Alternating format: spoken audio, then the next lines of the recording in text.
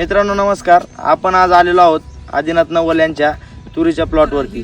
तर सध्या आपले सर्वांचे तुरीचे पीक हे 2 महिन्याच्या आसपास झालेले आहे। तर त्यावरती आपल्याला पाने गुंडाळणारी आळी तसेच पाने खाणारी आळी दिसून येत आहे। तर त्यासाठी त्याचे नियंत्रण करण्यासाठी आपल्याला साधी आणि महत्त्वाची कोणती फवारणी घ्यायची आहे तर ते मी तुम्हाला सांगणार आहे। त्यासाठी आपल्याला इमामॅक्टिन बेंझोएट घटक असलेले कुठल्याही कंपनीचे आपल्याला त्यामध्ये 15 लिटर पंपासाठी 15 ग्रॅम असे औषध घ्यायचे आहे, जेणेकरून आळी पूर्णपणे नियंत्रणात येईल। तसेच आपल्या तूर पिकामध्ये अतिरिक्त फुटवे निघण्यासाठी आपल्याला त्यामध्ये 1261 प्रति 15 लिटर पंपासाठी 100 ग्रॅम असे त्यामध्ये वापरायचे आहे, जेणेकरून आपली आळी ही पूर्णपणे कंट्रोलमध्ये येईल आणि 1261 मध्ये तुरीमध्ये फुटवे जास्त निघतील, त्याचप्रमाणे नंतर फुलधारणा जास्त प्रमाणात होईल।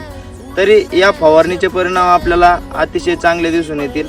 तसेच आपले हे दोन्ही औषधे आपल्या सर्व शाखांमध्ये उपलब्ध आहेत। धन्यवाद।